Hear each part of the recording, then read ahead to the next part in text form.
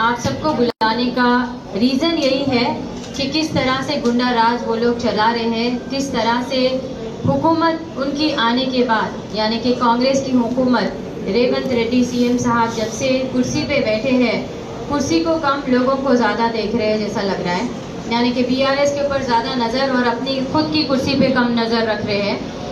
इस तरह परेशान किया जा रहा है आवाम को, तकरीबन आवाम को, ना सिर्फ मुझे, ना सिर्फ जीवन अन्ना को, तकरीबन आवाम को परेशान किया जा रहा है। मासूम बच्चों को, मेरा बच्चा ही नहीं कई सारे हमारे यूथ बच्चे हैं, उनके ऊपर भी केसेस किया जा रहा है और सुबह से शाम तक उनको पुलिस स्टेशन में बुला के बिठाया जा रहा है और नामों पे नाम लिख के उनको सताया जा रहा है। एक बच्चे का नाम है, उसके पीछे और 10-10 बच्चों के नाम ऐसे कर करके कई बच्चों को बुला के उनको काफ़ी सारी तरीके से सताया जा रहा है। रिसेंटली अभी हमारे केसीआर साहब जब निजामाबाद आ रहे थे, बोधन में भी शरद रेड्डी नाम का एक आदमी जो काउंसलर है, जो कांग्रेस का है, उसने बड़ा हंगामा करके वहां पर गाड़ियों को रोक के करके बहुत तमाशा 2 घंटे तक का। एसीपी साहब को कॉल किए, एसीपी साहब बहुत अच्छी तरह से आके हेल्प करे, सीपी साहब को कॉल किए, सीए को कॉल किए और आरडीओ को भी कॉल किए, सब आके हेल्प किए, लेकिन गुंडा राज उनका यानी कि ज़बरदस्ती गाड़ियों को रोक के, ड्राइवरों को मार के, उनको हकाल के, यानी कि ये मीटिंग सक्सेस नहीं होना बोल के एक औरत को जो बोधन में बैठी हुई है, जो बोधन के एक्स एमएलए की वाइफ वहाँ पर बैठ के कांग्रेस बीजेपी और कांग्रेस के खिलाफ काम कर रही है, बीआरएस के हक में काम कर रही है, उसको इस तरह से सताया जा रहा है। रोज आए दिन एक ना एक तमाशा क्रिएट करते जा रहे हैं वहाँ पर। अभी जीवन अन्ना के ऊपर भी मॉल सीज कर देंगे बोल के, जबकि सारे कागजात उनके पास मौजूद है, हर एक चीज का प्रूफ उनके पास मौजूद है। ये कहाँ का इंसाफ है? ये कैसा इंसाफ है? ये कौन सी गवर्नमेंट है? ये कौन सा राज चल रहा है? ये कैसा गुंडा राज चल रहा है? समझ में नहीं आ रहा है। 5 साल से एक हम पब्लिक एम्प्लॉयज, पब्लिक सर्वेंट है, हमको पब्लिक की हेल्प करना चाहिए, ना कि पब्लिक को तकलीफ देना चाहिए। 5 महीनों से तकलीफ पे तकलीफ ही होते जा रही है। पब्लिक काफी परेशान है इस गवर्नमेंट से, कांग्रेस की गवर्नमेंट से इतनी परेशान है, चाहे वो बड़े बूढ़े बच्चे किसी को भी ले लीजिए, यहाँ तक कि मेरे बच्चे को एक नॉर्मल सा एक बैरिकेड को हिट करने की केस में हिस्ट्री में कहीं भी जेल को कोई नहीं जाके आया। 3 दिन के लिए उसको जेल को भिजाए एक बैरिकेड हिट करने की वजह से। इस रोजे में रमजान में उसको सारी रात पुलिस स्टेशन में बिठाया गया है। दिन में सुबह उसको टेस्ट के लिए लेके गया, उसके बाद 3 दिन उसको जेल में भिजाया गया बैरिकेड को हिट करने के लिए। मैं फिर से बताऊंगी, हिस्ट्री में ऐसे तो हिट एंड रन कई केसेस है, मेरे बच्चे के साथ ही स्पेशल ट्रीटमेंट क्यों, ऐसे कई सारे केसेस है, हिट एंड रन करके ऑन द स्पॉट डेथ हो चुकी है, उनके ऊपर कोई केस नहीं है, फिर उनके ऊपर कोई केस क्यों नहीं किया जा रहा है? ओनली मेरा बच्चा एक एक्स एमएलए का बेटा है बोल के ये सब परेशानियां हमको उठाना पड़ रहा है, तो ये बहुत गलत बात है। ये गवर्नमेंट को देखना चाहिए, अगर इंसाफ कर रहे तो सबके साथ करना चाहिए और जुडिशरी पे मुझे पूरा भरोसा है, वहाँ से जो इंसाफ होगा वो सही होगा। लेकिन ये गवर्नमेंट जो कर रही है, जो पुलिस जो कर रही है अत्याचार, वो सरासर गलत है। चाहे वो मेरे ऊपर रहने दीजिए, हमारे यूथ बच्चों पे रहने दीजिए, चाहे वो जीवन अन्ना के ऊपर रहने दीजिए, हम इसके सख्त खिलाफ है और हम गुजारिश करते हैं कि इसकी कार्रवाई कड़ी से कड़ी होना चाहिए। जज़ाकल्लाह, थैंक यू सो मच। जय तेलंगाना। మీడియా మిత్రులకు, నిన్న రేవంత్ రెడ్డి గారు వచ్చి ఆయన అంటాడు జీవన్ రెడ్డి కబ్జా చేసిండు, నకిలీ జీవన్ రెడ్డి అంటే. నేను నకిలీ కాదు, నకిలీ జీవన్ రెడ్డి జగిత్యాల జీవన్ రెడ్డి, అసలు జీవన్ రెడ్డి నేను. 2013లో ఇది అగ్రిమెంట్. అరే బాబు, 2013లో ఎవరున్నారా సీఎం గారు? ఓటుకు నోటు కేసులో నువ్వు బెయిల్ మీద ఉన్నావు, రెడ్ హ్యాండ్ గా దొరికినటువంటి దొంగ నువ్వు బెయిల్ మీద ఉన్నావు. నన్ను దొంగ అని చెప్పి నకిలీ జీవన్ రెడ్డి అంటే ఇది 2013 అగ్రిమెంట్. ఏదైతే ఆ జాగా ఉందో ఆ జాగా 2013లో కాంగ్రెస్ ప్రభుత్వంలో కిరణ్ కుమార్ రెడ్డి గారు సీఎం లో ఉన్నటువంటి అగ్రిమెంట్ ఇది. మిత్రులారా, మీ అందరికి ఇస్తా. 2013 7వ నెల 5వ తారీఖు సార్ ఈ అగ్రిమెంట్ అయింది. మా ప్రభుత్వం వచ్చింది 14లో, నేను ఎమ్మెల్యే అయింది 14లో. ముఖ్యమంత్రి కేసీఆర్ గారికి సంబంధం లేదు, గోవర్ధన్ గారికి సంబంధం లేదు, కేటీఆర్ గారికి సంబంధం లేదు ఈ విషయం. ఇదొకటి. రెండోది, ఈ విషయంలో ఏదైనా ఆర్బిట్రేషన్ ఉంటే సికింద్రాబాద్ కోర్టుకు రావాలని చెప్తుంది. ఇక్కడ క్లియర్ గా రాసింది కాలం నంబర్ అగ్రిమెంట్ లో. అదే విధంగా డిస్ప్యూట్ లో ట్యాక్స్ వసూలు చేయొద్దని కూడా ఉంది.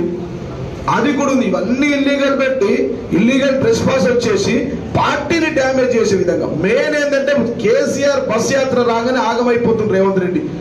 బస్ యాత్ర ప్రారంభమైన నుంచి పరేషాన్ రాత్రి నిలలేదు, ముఖమంతా నల్లగా అయిపోయింది. అటు అమిత్ షా మార్పింగ్ కేసు అయిపోయింది. పోలీసులు వచ్చి హైదరాబాద్ లో కూర్చున్నారు, ఢిల్లీ పోలీసులు. మరి ఢిల్లీ పోలీసులు హైదరాబాద్ లో కూర్చున్నారు అంటారు. మరి నువ్వెందుకు ఆర్మూర్కు పంపించినవా పోలీసులని? నువ్వెందుకు మాల్కు పంపించినవా? నువ్వు మార్పింగ్ చేస్తే ఢిల్లీ పోలీసులు హైదరాబాద్ వస్తే ఢిల్లీ పోలీసులు హైదరాబాద్ ప్రెస్ మీట్ లో మాట్లాడుతున్నావు, రావద్దు అంటున్నావు.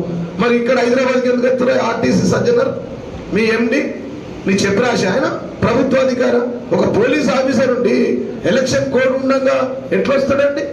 ఎలక్షన్ కోడ్ ఉండగా ఎట్లా డిఫెండ్ చేస్తాడు? ఎట్లా మైకులు అనౌన్స్ చేస్తాడు? ఇదంతా ఏంటంటే జనం ప్రపంచం సారే కావాలి, కారే కావాలి, కేసీఆరే కావాలి.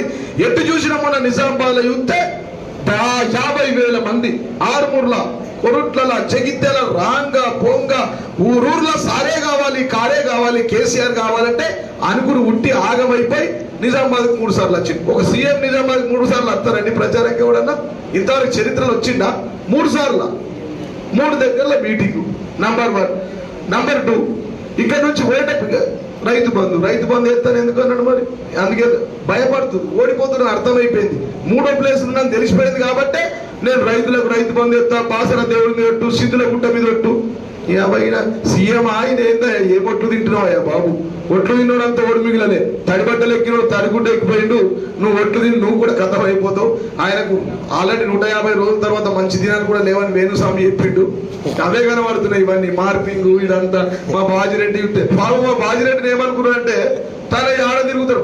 ఆయన పనే తిరుగుడు. ఆయన బాజిరెడ్డి ఏంటంటే మంచిగా తిరుగుడు, మందిరం వాడి తిరుగుడు. 12-1 గంట తిరిగేసరికి అరవింద్ గారు ఆగమవుతున్నాడు. జీవన్ రెడ్డి మోకాళ్ళ నొప్పులు వచ్చి ఇంట్లో ఉన్నాడు.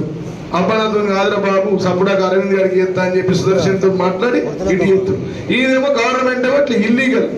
కాబట్టి ఎలక్షన్ కమిషన్ అసలు పని చేస్తుందా అండి ఈ రాష్ట్రంలో? ఎలక్షన్ కమిషన్ వాళ్ళ కళ్ళు ఎక్కడ పెట్టుకున్నారు నాకు అర్థమైతలేదు. కేంద్ర ఎన్నికల కమిషన్, రాష్ట్ర ఎన్నికల కమిషన్ దయచేసి వెంటనే యాక్షన్ తీసుకోవాలా, వెంటనే ట్రాన్స్ఫర్ చేయాలా, వెంటనే ట్రాన్స్ఫర్ ఇదే రోజు చేయాలి. టైం లేదు మాకు, 3 రోజులే ఉంది.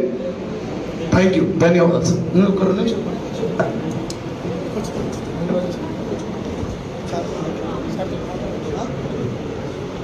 ఆర్టీసీ మాజీ చైర్మన్గా నాకున్న సమాచారం మేరకు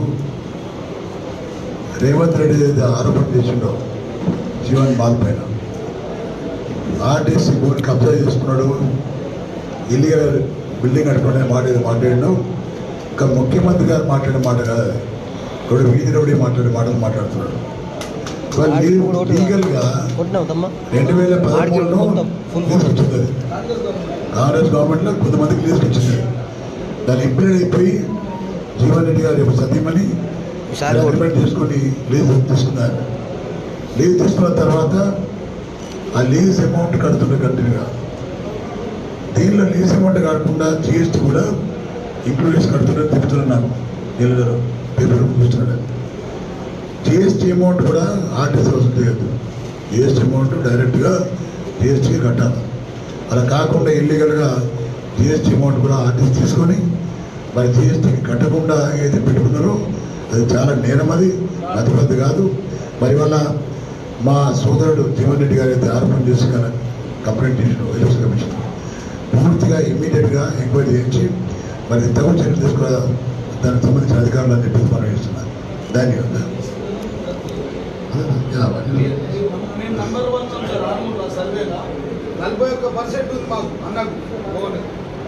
41% గోవన్నకు ఉన్నదనే ఇలా దాని మీద ఆగమాగం అయిపోయి ఇవన్నీ బస్ యాత్ర మా పర్సెంటేజ్ పెరుగుడు.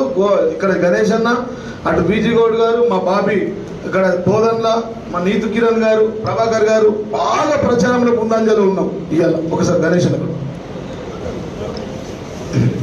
నిన్న జీవన్ రెడ్డి గారి మీద అంటే ఇండైరెక్ట్గా ఆయన మీదే దాడి, మొన్న మా షకీల్ గారి కుటుంబంపై దాడి. మేము కాంగ్రెస్ నాయకులకు ఒకటి సూచిస్తున్నాం. అధికారంలో 10 సంవత్సరాలు మేము కూడా ఉన్నాం, కానీ ప్రత్యక్ష దాటకు పోలే. ఇది మంచి సంస్కృతి కాదు. రాజకీయంగా మేము అధికారంలో ఉన్నప్పుడు, వాళ్ళ ప్రతిపక్షంలో ఉన్నప్పుడు చాలా విషయాలు అసెంబ్లీలో కానీ బయట ప్రెస్ మీట్లలో కానీ మమ్మల్ని ఎండగట్టారు. ఈరోజు మేము కూడా ఎండగడతాం. మేము చెప్తాం, మీరు 2000 పెన్షన్ 4000 ఇస్తా అన్నారు, ఇవ్వలేదని మేము ఎండగడతాం. కానీ మీరు ఎందుకు ఇవ్వలేదో మీరు చెప్పాలి. రాజకీయంగా ప్రతిపక్షంలో ఉన్నాం కాబట్టి మేము ఖచ్చితంగా మాట్లాడతాం. కానీ కుటుంబాల జోలికి కానీ, పర్సనల్ జోలికి కానీ, ప్రాపర్టీ జోలికి కానీ రావడం అనేది మంచి సంస్కృతి కాదు. ఇంతకుముందు మా జీవన్ రెడ్డి గారు చెప్పినట్టు బాజిరెడ్డి అన్న గారు దూసుకుపోతున్నారు, ప్రచారంలో దూసుకుపోతున్నారు, సర్వేలలో ముందుంది. మనం ఏదైనా దెబ్బ కొట్టాలనేటటువంటి ఉద్దేశంతో అటు షకీల్ గారి కుటుంబం మీద వాళ్ళ కొడుకును అడ్డం పెట్టుకొని వారి కుటుంబాన్ని నీరుగార్చడం, ఇటు జీవన్ రెడ్డి గారి మీద మాల్ని అడ్డం పెట్టుకొని ఆయన రాజకీయంగా దెబ్బ కొట్టాలనేటటువంటి కుట్ర, ఇది మంచిది కాదు. ప్రతి ఒక్కళ్ళ కుటుంబం ఉంటుంది, ప్రతి ఒక్కళ్ళకు ఆస్తులు ఉంటాయి. అందరికీ శాశ్వతం కాదు అధికారం. అధికారం ఈరోజు ఒక్కళ్ళకు ఉంటుంది, రేపు ఇంకొకళ్ళకు వస్తుంది. కానీ ఈ సంస్కృతి ఏదైతే వేరే రాష్ట్రాల్లో ఉన్నాయో ఆ సంస్కృతి ఇంతవరకు తెలంగాణలో లేదు. మరి దయచేసి ఈ సంస్కృతిని పక్కన పెట్టాలి. ఏదైనా ఉంటే రాజకీయంగా జీవన్ రెడ్డిని వ్యతిరేకించాలనుకుంటే మీరు రాజకీయంగా వ్యతిరేకించండి. ఆయనకు సమాధానం చెప్పేటటువంటి సత్తా దమ్ము ఉంది. ఇక్కడ ఎవరైనా కూడా రాజకీయంగా వ్యతిరేకించినట్టయితే జవాబు చెప్పేటటువంటి సత్తా ఉన్నటువంటి నాయకులు ఉన్నారు. ఈ జైళ్లకు, ఈ కేసులకు భయపడేటోళ్ళు ఎవరు ఇక్కడ లేరు. తెలంగాణ ఉద్యమంలో మేమందరం ధర్నాలు చేసినాం, రైలు రోకోలు చేసినాం, జైళ్ళకు పోయినాం, కేసులు అయినాయి, ఇవన్నీ జరిగినాయి. ఇవి కొత్త కాదు. దయచేసి పర్సనల్ దాడులకు దిగొద్దని చెప్పేసి కాంగ్రెస్ పార్టీలో సూచించడం, హెచ్చరించడం జరుగుతూ ఉంది. తప్పకుండా రాబోయే ఎన్నికల్లో గెలిచేది బీఆర్ఎస్ పార్టీ, బాజిరెడ్డి అన్ననే అని చెప్పేసి తెలియజేస్తూ జై హింద్, జై తెలంగాణ.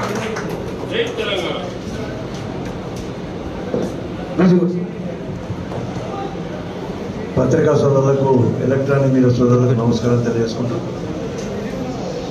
ఈరోజు నిజామాబాద్ పార్లమెంట్ నియోజకవర్గంలో బీఆర్ఎస్ పార్టీ అభ్యర్థిగా బాజిరెడ్డి గోవర్ధన్ గారు ఈ నెల రోజుల నుంచి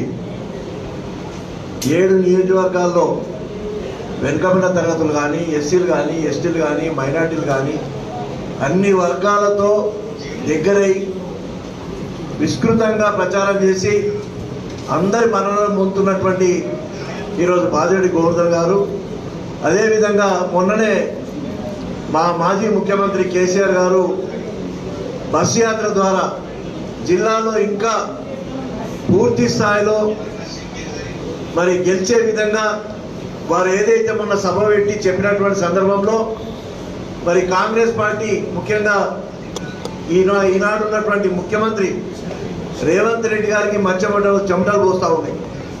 ఎందుకంటే ఉత్తర తెలంగాణలో మరి ఏమాత్రం కూడా ఒక్క సీటు కూడా కాంగ్రెస్ పార్టీకి రానటువంటి సందర్భంలో ఈరోజు నిజామాబాద్ పార్లమెంట్ సీటు కూడా రాదనే బెంగతోని ఇంతకుముందు జీవన్ రెడ్డి గారు చెప్పినట్లు ఈ పార్లమెంట్ కాన్స్టిట్యూన్సీలో దాదాపు 4 సభలు పెట్టినటువంటి సందర్భంలో కూడా వాళ్ళ గ్యారంటీగా అనిపిస్తలేదు కాంగ్రెస్ పార్టీకి. కాబట్టే ఇటు బోధనలో షకీల్ గారి కుమారుడి పేరు మీద దెబ్బతీయాలని, అదేవిధంగా ఇక్కడ ఆర్మూర్లో మరి ఆర్టీసీ మాల్ పేరు మీద మరి జీవన్ రెడ్డి గారిని దెబ్బతీస్తే ఓట్లు దండుకోవచ్చని, అటు బోధనలో ఓట్లు దండుకోవచ్చని ఈరోజు ఏదైతే కుట్ర చేసి కేవలం ఒక 4 రోజుల్లో ఎన్నికలు ఉన్నటువంటి సందర్భంలో 4 రోజుల తర్వాత మీరు ఏమన్నా లీగల్గా చర్యలు తీసుకోవాలనుకుంటే మీ ప్రభుత్వం మీదే ఉంది, ఎన్నికల తర్వాత తీసుకోవాలి. కానీ మరి ఎన్నికలప్పుడు ఈ విధంగా వ్యక్తిగతంగా డ్యామేజ్ చేసి చేయాలని ఏదైతే కుట్ర పడుతూ ఉన్నారో ప్రజలు గమనిస్తూ ఉన్నారు. నిజామాబాద్ పార్లమెంట్ కాన్స్టిట్యూన్సీలో మరి బీసీలు కానీ, ఎస్సీలు కానీ, ఎస్టీలు కానీ, మైనార్టీ ముస్లిం సోదరులు కానీ ఈరోజు మొన్ననే అసెంబ్లీలో కేసీఆర్ ప్రభుత్వాన్ని పోగొట్టుకున్నాం. అదేవిధంగా నిజామాబాద్ జిల్లాలో కూడా 4 కనీసం ఈ జిల్లాలో మరి బీఆర్ఎస్ పార్టీని గెలిపించుకోవాలి, బాజిరెడ్డి గోవర్ధన్ గారిని గెలిపించుకోవాలనే తపన ఈరోజు పబ్లిక్లో స్పందన కనపడతా ఉన్నటువంటి సందర్భంలో ఈ విధంగా మరి జీవన్ రెడ్డి గారు జిల్లా బీఆర్ఎస్ పార్టీ అధ్యక్షులు, మాజీ శాసనసభ్యుల్ని డ్యామేజ్ చేయాలని, దాని ద్వారా ఓట్లు దండుకోవాలనే కుట్రను తీవ్రంగా మేము ఖండిస్తూ ఉన్నాం. ఏదైనా ఉంటే పోలింగ్ అయిన తర్వాత మీ ప్రభుత్వమే ఉంది. పోలింగ్ తర్వాత మరి లీగల్గా ఏ చర్యలు తీసుకున్నా దానికి ఎదుర్కోవడానికి జీవన్ రెడ్డి గారు సిద్ధంగా ఉంటారు. ఏదైనా అట్లా ఉంటే ఎదుర్కోవాలి తప్ప ఇటువంటి దొంగ దెబ్బతీసి మరి ఈ ద్వారా ప్రజల మన్ననం పొందాలంటే ఈ దారి కాదు. ప్రజల విశ్వాసం పొందాలంటే మీరు చెప్పినటువంటి 6 వాగ్దానాలు ఏవైతే ఉన్నాయో, 6 గ్యారెంటీలు ఉన్నాయో అవి అమలు చేసి ఉంటే మీరు ప్రజల మన్ననం పొందేవారు. ఈరోజు ఎక్కడ పోయినా మేము రోజు తిరుగుతూ ఉన్నాం, ఉపాధి కార్మికుల దగ్గరికి వెళ్తా ఉన్నాం, ప్రజల దగ్గరికి వెళ్తా ఉన్నాం. సార్ మాకు ఈ ప్రభుత్వమే, కేసీఆర్ ప్రభుత్వమే బాగుండే, మాకు అన్ని ఇచ్చిండ్రు, ఈ ప్రభుత్వం మాకేమి ఇవ్వడం లేదనే బాధ బడుగు బలైన వర్గాల్లో వ్యక్తమవుతున్నటువంటి సందర్భంలో తప్పకుండా Nizamabad parliament seat BRS party కైవసం చేసుకోబోతుంది. బాలిరెడ్డి గోవర్ధన్ గారు మీ అందరి మద్దతుతోని, ప్రజల యొక్క మద్దతుతోని, అట్టడుగు బలైన వర్గాల మద్దతుతోని తప్పకుండా బాలిరెడ్డి గోవర్ధన్ గారు రేపు 13వ తారీఖు నాడు జరిగే ఎన్నికల్లో గెలవబోతున్నటువంటి సందర్భం కూడా స్పష్టంగా కనపడుతున్న సందర్భంలో తప్పకుండా గెలిపించుకుంటారని చెప్పి కూడా ఈ సందర్భం తెలియజేస్తూ, మరి జీవన్ రెడ్డి గారి మీద డ్యామేజ్ చేయాలని ఏవైతే మన రేవంత్ రెడ్డి గారు మరి ఆర్మూర్ వచ్చినప్పుడు మరి ఎన్నికల నిబంధనల విరుద్ధంగా ఏదైతే వ్యాఖ్యలు చేసిండో దాన్ని వెంటనే మరి విరమించుకోవాలని చెప్పి కూడా మీ ద్వారా కోరుకుంటూ ఆ విషయాన్ని ఖండిస్తూ తెలియజేసుకుంటూ సెలవు తీసుకుంటాము. ఎప్పటికప్పుడు వార్తలను వీక్షించేందుకు Q9 న్యూస్ ని సబ్స్క్రైబ్ చేసుకోండి, లైక్ చేయండి, షేర్ చేయండి. విలువైన సమాచారాన్ని ముందుగా మీరే తెలుసుకునేందుకు బెల్ బటన్ ని క్లిక్ చేయండి.